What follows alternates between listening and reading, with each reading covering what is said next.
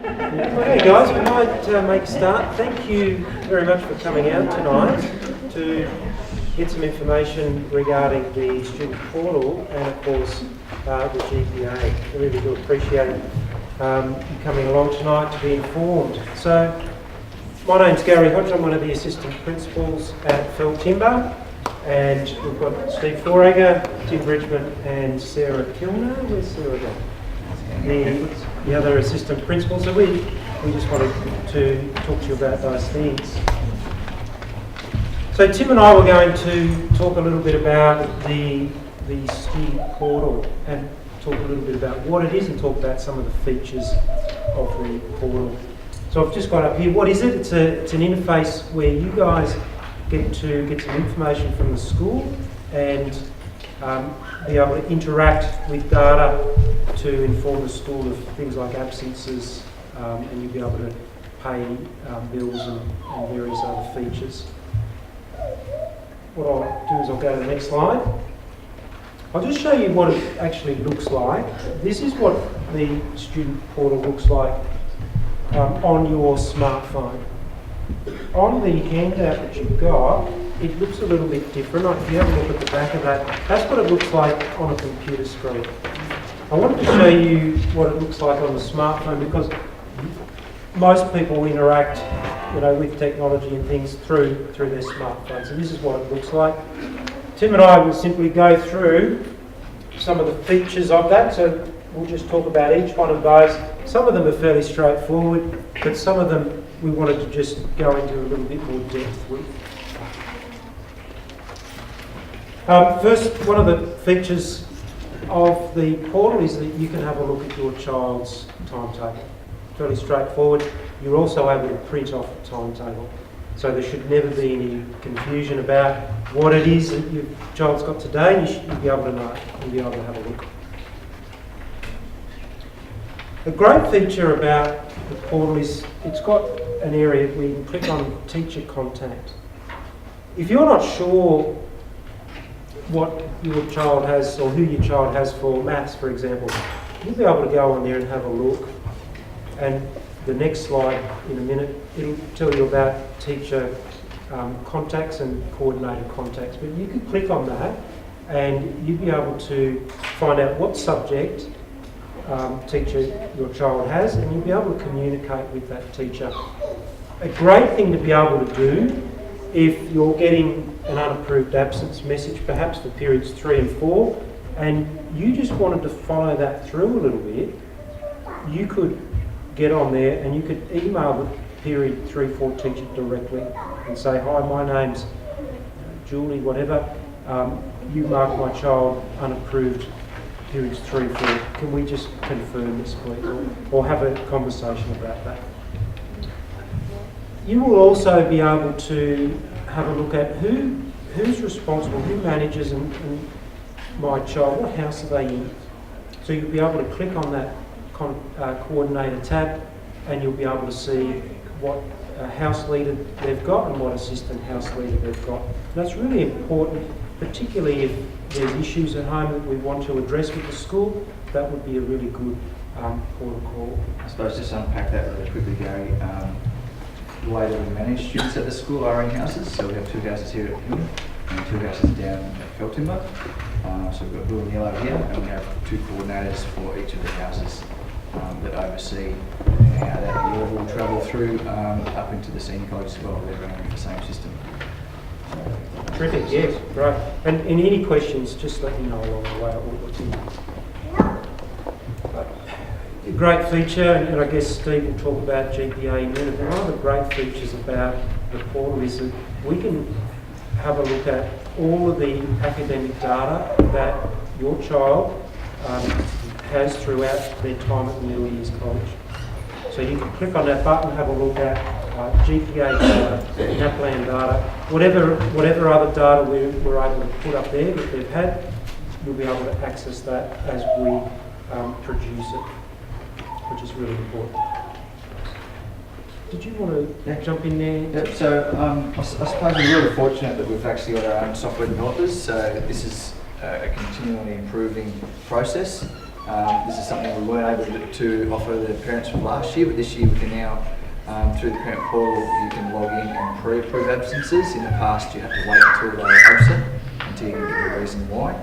Now, if you're taking kids to Bali, then you can put that in there before you go, and you'll be happy to know that everything's available online, so they can do work while they're over there. So, but it's a really good feature because it came directly from our parents that that's what they wanted, and we were able to write that in there.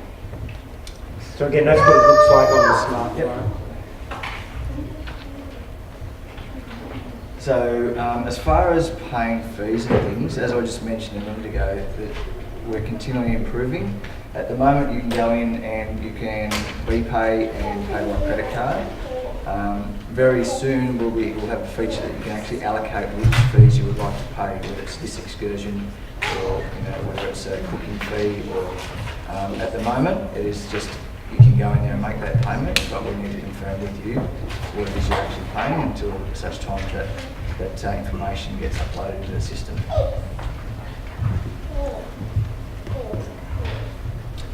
And I suppose the last thing, notifications. The actual parent portal will eventually end up as an app on your phone. Once it becomes an app, the notifications will be live as though you would get them from any other application. At the moment though, you need to log into the parent portal and you receive notifications from there. So eventually, like I said, it'll come through the app and you'll be able to see it without even opening your phone. The notification will be there. Johnny was away today, or we've got an excursion coming up on Friday for Year 8 science, and you'll be alerted that way. So just another, I suppose, form of access that you've got to staff and the life at New Year's College and what's going on here. So. Yeah, that's it for us too. Yeah. Any questions? So, I suppose we'll throw the questions at the end, but if you want to ask any now. All right, thanks. Thank you. Yeah, sure. All right. Thanks for that. I'll jump on this side of the room to mix it up. But yeah, I just wanted to go through the GPA. I think it's important that you have a really good handle on what the GPA is and how you can have conversations with your children at home around the GPA when it comes out. Some of the key points, it's a 0 to 4 scale, the GPA. If your child receives a 3.0 for any of the sections within the GPA, we classify that as being outstanding. All students can achieve a 3.0 by demonstrating effective learning habits. So for the majority of the GPA, we're talking about learning behaviours, not the academic level of the student. It aligns with the Wodonga Senior Secondary College, so students will have a GPA from Year 7 right through to Year 12. It's on 6-week cycles throughout the year. So traditionally, you would have, we've been in a system where you've had a report at the end of every term. And what we've done is we found that probably the contact with the parents wasn't enough. So we increased that to 6-week cycles. On top of that, you still get the 2 reports at the end of each semester that are aligned to the Victorian Curriculum Achievement Standards. Yeah, that's fine. So this is what teachers use to assess. That's on your handout. So they're our grade point average. So they're the descriptors and how we've set that up for 2019. Some teachers will use this with students in their classes to do a self-assessment on what level they think they've been working at. But if we look at achievement across the top, now this year, and what's different to the previous years, is that achievement isn't averaged out against the learning behaviours. Because we've had students that potentially might have been a 1, so more than a year below the expected standard, but we're getting 3s and 3.5s for all of the other 4 learning behaviours. And what happens is when you get 3 and 3.5s, but you put a 1 in there and average it out, it brings that GPA down quite low. So we don't want students who are working below standard or academically are below standard, but are displaying all the right attributes in the classroom. We don't want them to be disadvantaged when we're doing GPA reward days and we're recognising growth and kids that are getting consistently high GPAs. We see that academic achievement sits just that we want it on the report, but we also want to acknowledge the learning behaviours in the classroom. So the 4 sections that sit outside of achievement, we've got productive use of class time, effort and attitude, managing personal learning, and then homework and independent practice. So I won't go through each box. I'll let you have a look at that as we go through, and you can just ask any questions at the end. But we'll go to the next one, thanks, Gary.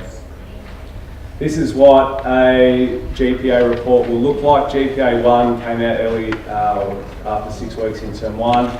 Teachers have it's just closed on Monday morning for GPA 2, so those reports will be generated this week and will go home, but they'll also be uploaded onto the parent portal. So we will still continue to provide a physical copy. We hope we can move to a stage where it becomes fully electronic, so we're a little bit more environmentally friendly as well. So you'll see there that each individual class will get a grade point average. So the far right column will give you a GPA for that subject.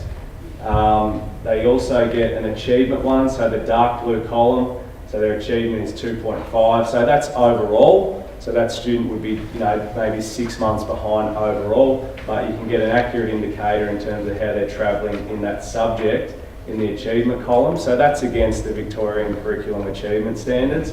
The lighter blue, the aqua teal, is I suppose the learning behaviours in the college. So they will get averaged out per subject, and then you get an academic behaviours GPA. So down the bottom, one of the I think nice things about it is you can track the GPA cycles over the 6 cycles with a graph. You've got the line there, so we expect every student can be at a 3. Every student can achieve that regardless of their academic ability. And what we say is a student below 2.5 would be considered to be at risk. So, in certain areas, they're not displaying the required behaviours that we would expect to see to get reasonable growth in that subject. This is a template that we're going to introduce to students, and also we want them to take that home. But it's around students once they've received their GPA that they'll receive at the end of this week, about how they can improve it. So conversations that they can have with individual teachers. It might be a conversation that they have with their house leader or their care teacher. So what they can do to improve. So we've just given a few indicators in each of those boxes. So it's definitely not limited just to those things there, but they're good conversation starters for kids to have with parents at home, but also classroom teachers. So again, we've taken achievement out of that because we believe that if they're working on the 4 learning behaviours that we've identified, we should see achievement within that Victorian Curriculum Achievement Standards. So again, we've got what can I do to improve as a learner, what is expected, and what can they do to exceed. So for kids that continually sit at 3 at the expected level, we want to push them a little bit further so they can continue to push through. Kids that are continually getting 2s, we want them to be having those conversations. How do they get to 2.5? If I've got a 2 for homework, what does that mean? We want kids asking these questions when they're setting those goals with teachers in class.